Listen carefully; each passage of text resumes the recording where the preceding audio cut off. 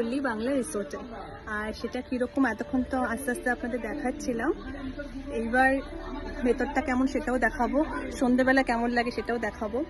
Already half day আমি miss করে ফেলেছি, তো আরও হাফ ডে কিছুটা বাকি আছে, সন্ধ্যে হওয়ার কিছুটা বাকি আছে। 3টে বাজে এখন। আর এখন যতগুলি ভিউ আপনাদের দেখাতে পারবো দেখাবো, তাহলে কাল সকালবেলা আছে, প্লাস সন্ধ্যেবেলা ভিউটাও দেখাবো। তো চলুন এবার আমি একটু ফ্রেশ হয়ে নিই, অফিস থেকে ডিরেক্টলি এসছি। কটেজ আর ওয়েদারটা যেহেতু এত সুন্দর,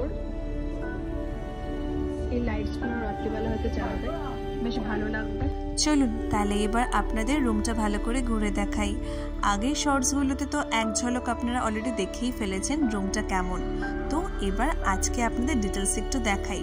একটা বেড আছে, তো সেটা দেখতেই পাচ্ছেন, সেখানে অ্যাটলিস্ট 3-4 জন শুয়ে যাওয়া যায়, মানে ফ্রেন্ডসরা থাকলে। আর দেখুন খুব সুন্দর একটা লাইট আছে, ইন্টেরিয়র ডেকোরেট কিন্তু খুব সুন্দর করে করা। আর এখানে হচ্ছে সোপ, টি, কফি সব কিছু অ্যাভেলেবেল আছে উইথ 2টো টি কাপ। এইটা হচ্ছে ওয়াশরুম। ওয়াশরুমে তো WC থেকে শুরু করে ওয়াশ বেসিন, একটা মিরর আর গিজার কিন্তু অ্যাভেলেবেল ছিল। অ্যাজ ইউজুয়াল প্রত্যেকটা রুমে একটা করে টিভি আছে। ওভারঅল কিন্তু রুমটা খুবই ভালো, খুব সুন্দর, ওয়েল ফার্নিশড। ও একটা তো আপনার জিনিস দেখানো হয়নি, এই যে একটা কাবার্ড,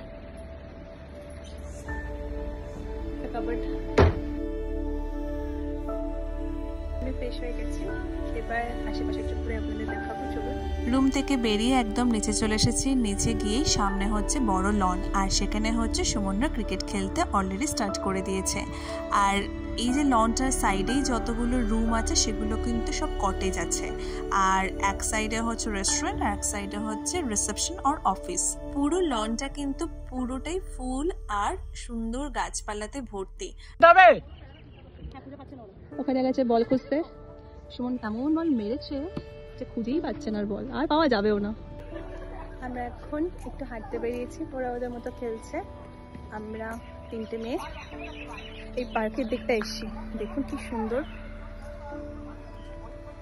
খুব সুন্দর সাজানো গোছানো কিন্তু এই রিসোর্টটা।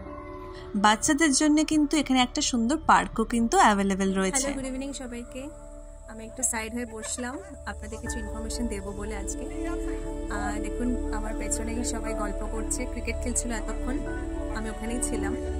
তো ভাবলাম এই সন্ধ্যে একটু হয়ে যাচ্ছে, তার আগে আপনাদের কিছু ডিটেলস দিয়ে দিই, এরপরে তো কটেজে চলে যাবো, ডুপ্লেক্সে চলে যাব। আমাদের এখানে কটেজ আর ডুপ্লেক্স দুটো অ্যাভেলেবেল আছে। কটেজে হচ্ছে 3 জন মতো থাকতে পারবেন, আর ডুপ্লেক্সে হচ্ছে 7-8 জন মতো থাকা যেতে পারে, কিন্তু বেড একটাই। আপনারা হচ্ছে ওই 6-7 যেমন খাট থাকে সেরকম, সেখানে 3 জন তো শুয়ে যেতেই পারবেন, যদি ফ্রেন্ডস বা এমনি হয় তাহলে, আর না হলে 2 জন করে শোয়া যেতে পারে। আচ্ছা, ডুপ্লেক্সগুলোর চার্জেস হচ্ছে 5000 করে।